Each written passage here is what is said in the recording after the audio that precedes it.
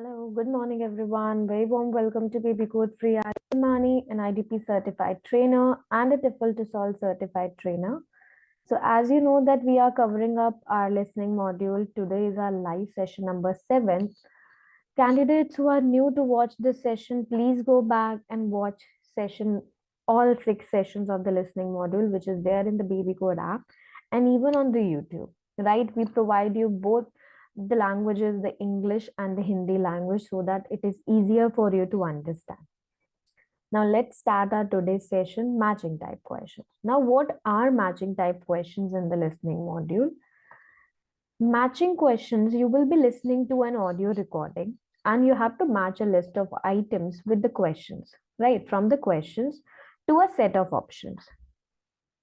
Now, set of options given can be the pictures, it can be words, it can be phrases, it can be sentences also. So basically, you have to match list of items to the set of options. For each correct answer, 1 mark will be provided. There are 11 types of total questions. Matching type questions comes generally in section 1 or section 3. Majority of the times it comes in section 3. Number of questions, they vary on the section based, right? For a better score, you need to understand some of the tips, some of the steps to answer these matching questions. So matching questions, they require you that you are going to listen to the audio and they assess that are you able to follow a conversation between two people. You mainly need to recognize some relations between facts and ideas in the text. Please note that recording will be heard only once in one of the accents, like it can be British accent, American, Australian, right? If you couldn't hear the exact word but a synonym of phrase, don't worry, write only the words.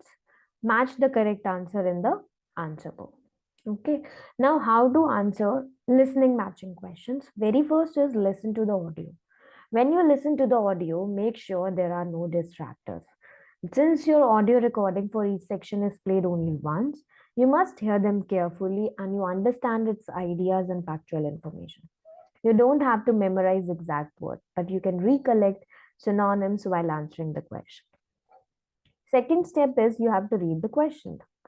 Now, you know that in the test you will be listening, you have 30 minutes and 10 minutes of a time to transfer the answers.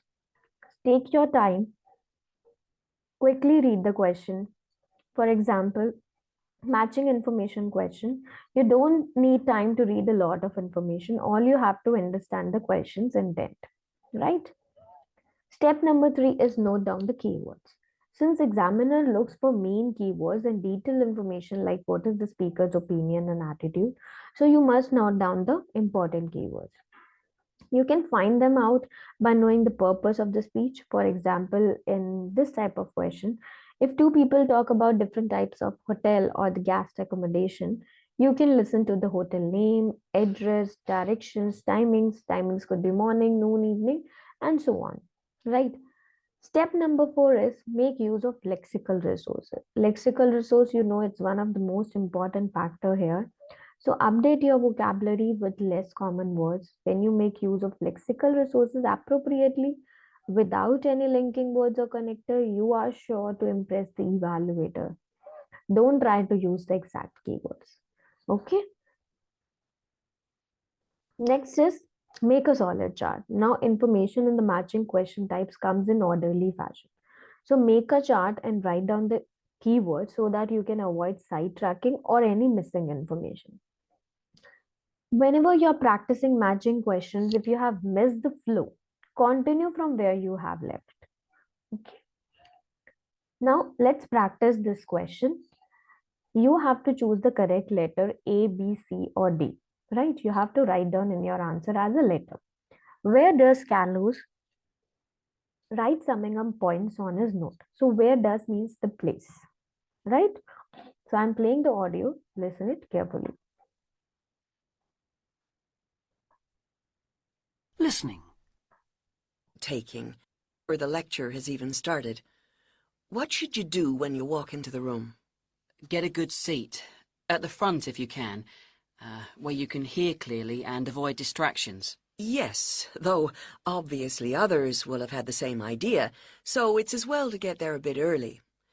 So, when the lecture's underway and you're busy jotting things down, what should you try to ensure? That you're getting all the main points. And what if you don't catch something you know must be important? I'd leave a space. Then I could check it later, perhaps by asking a question at the end and fill it in afterwards. That's an excellent way to deal with it, yes. And there's something else I'd like to mention here. Talking about going through notes afterwards, it's absolutely vital that what you write is legible for one very good reason. It saves time. You'll waste many hours during the course if your revision is held up because you can't read what you've written. Okay, what else can we do to make listening and note-taking more efficient? Well, I always listen out for signpost words. Sorry, what are they? They're the ones lecturers use to say where they're going. A bit like a signpost at a road junction, I suppose. Things like, the first reason is, however, to sum up, and so on. Yes, they can tell you when something important is coming, and help you organize your notes, too. Test 1. Listening. Section 3. Now answer question 30. Is there anything else you can add, Carlos? There's something I think's very useful, but it's later, after the lecture is finished. That's fine. Go on.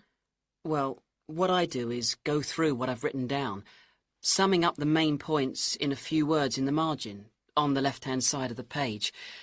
I try to use words that'll jog my memory, so that I can remember what everything's about when I look at them again. Yes, that can work very well. What some people do to review their notes is cover up their full notes from the lecture, maybe with a piece of paper or a card, and concentrate just on what they've put in the margin, trying to recall the details. Then they move the cover down a little and check whether they were right. Or you could put your main points on another piece of paper and clip them together. Instead of covering and uncovering, you just hold a page in each hand. Sure, it's down to personal preference, really. Everyone has their own learning style. That is the end of... Now I'll show you the answer afterwards. Let's do the second exercise. What decision do students make about each of the following parts of their presentation? So there are 26 to 30, 5 questions. You have to match these to the list of options. List of options are A to G. So quickly read it and then I'll play the audio.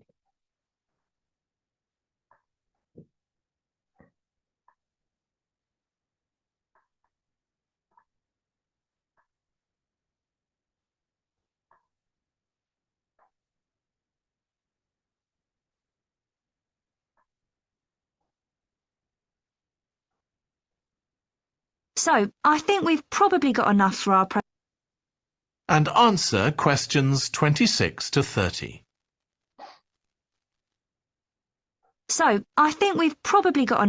presentation. It's only 15 minutes. Okay, so I suppose we'll begin with some general historical background about why coastal cities were established. But we don't want to spend too long on that. The other students will already know a bit about it. It's all to do with communications and so on. Yes. We should mention some geographical factors, things like wetlands and river estuaries and coastal erosion and so on. We could have some maps of different cities with these features marked. On a handout, you mean? Or some slides everyone can see? Yeah, that'd be better. It'd be good to go into past mistakes in a bit more detail. Did you read that case study of the problems there were in New Orleans with flooding a few years ago? Yes, we could use that as the basis for that part of the talk. I don't think the other students will have read it, but they'll remember hearing about the flooding at the time. Okay. So that's probably enough background. So then we'll go on to talk about what action's been taken to deal with the problems of coastal cities. Okay. What else do we need to talk about? Maybe something on future risks, looking more at the long term if populations continue to grow? Yeah, we'll need to do a bit of work there. I haven't got much information. Have you? No, we'll need to look at some websites. Shouldn't take too long. Okay. And I think we should end by talking about international implications. Maybe we could ask people in the audience. We've got people from quite a lot of different places. That'd be interesting if we have time, yes. So now, should we go on? So let's check both of the answers. The answers to the first question is B and the second is BAFGC. So you can see the correct order. Now let's start with summary completion. What is summary completion? Summary means a concise description of the main ideas or the facts of something. So you will be given a summary of the recording. You will be given a summary based on the audio with some gaps. You have to listen to the recording and select the appropriate words and numbers to fill in the gaps. Now use the summary completion questions to tackle one of the important question types, right? Now let's see what are some of the tips. The tips for summary completion is read the summary before listening to the audio recording. What sort of words are required to complete your summary? It can be noun, it can be adjective, verb, number. You're required. It prepares you for choosing the right words when listening. Pay attention to the instructions carefully. The word limit will be mentioned in the instruction section. For example, complete the summary using no more than one word and or a number. Now, prepare your mind by predicting the possible words that could fill the gaps in the summary. This exercise is also going to help you something. Now, I'll be showing you afterwards. Identify the keywords in the summary which help you to spot the answer when the speaker uses those words. It is also found that lots of students, they struggle with 6 vocabulary types, that is number, dates, letter, addresses, and price. So when listening to a recording, focus on the mentioned vocabulary types, right? Use skimming technique also to grasp the overall idea of summary. It can prime what sort of information you expect in the audio recording, and then you can pick up the appropriate portion. Next is concentration is the key. Listen to the recording actively so that you can comprehend your content well. Pick up words from the audio itself, right? Don't divert your attention by focusing on accent. Rather, focus on what you're saying, what the audio or the speaker is saying. Take notes whenever you're listening to the recording. It can make the answering process easier also, right? So let's do one summary completion. You can practice this. Start reading the passage, the summary first. You have to write no more than 3 words. Australian mining town of Coober Pedy is about dash kilometers south of the Ally Spring. So dash kilometer means distance, number. First found in the area in dash. Now which area in the people began to settle there after the dash. So when people started to settle there. In the late 1940s, new opal field and a mass immigration from created a boom despite the extreme climate which posed about dash of the population. So how much of the population? Where they built hotel, churches, and the world's only underground dash. So what was the world's only underground dash? Listen to the recording carefully and then answer the question. Test 1. Listening. Edie, the desert town. Good afternoon. Today, we're continuing this series of talks on the development of the Australian outback with a look at Coober Pedy, the desert town of opal mines and underground living. In 4. You will hear part of a lecture. Good afternoon. Questions 31 to 36. Pedy, the desert town of opal mines and underground living, which lies 860 kilometres north of Adelaide and 690 south of Alice Springs. The inaccessibility, harsh climate and almost total lack of water made it a highly unlikely place for human habitation. But that all started to change in 1915 with the discovery there of opals, the precious stones which seem to change colour according to their surroundings. Settlements were established following the First World War, when soldiers returning from the trenches of France brought with them the techniques of living below ground in dugouts. The depression of the 1920s and 30s led to many prospectors leaving, but the town boomed again in the late 1940s when shallow new opal fields were discovered, and immigrants from Europe arrived in large numbers after the Second World War. It must be remembered, though, just how hostile conditions were. Daytime summer temperatures reached well over 50 degrees centigrade, winter nights were bitterly cold, and dense dust storms regularly blanketed the town. To cope with this, more and more people began living in disused mines and purpose-built subterranean houses, where the temperature remains at a comfortable 25 degrees all year round, so that eventually around 70% of the town's inhabitants had made their homes beneath the surface.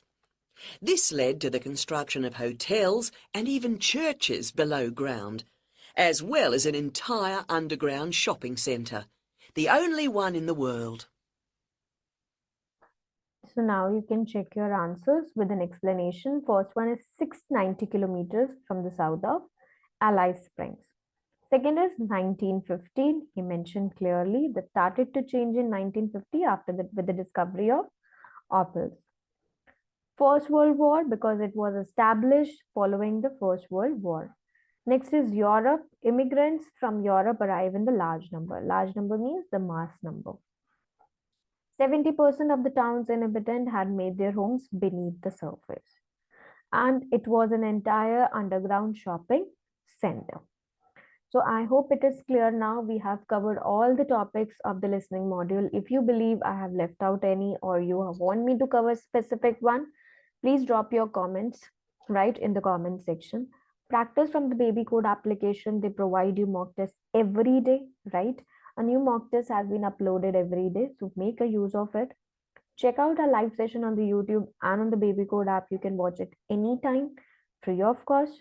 Do the star rating, do the comments so that I can know that yes, you people are learning through my sessions. Thank you so much for watching our live session. Stay tuned. I'm going to cover up something new in the next part. Bye-bye. Take care, all of you.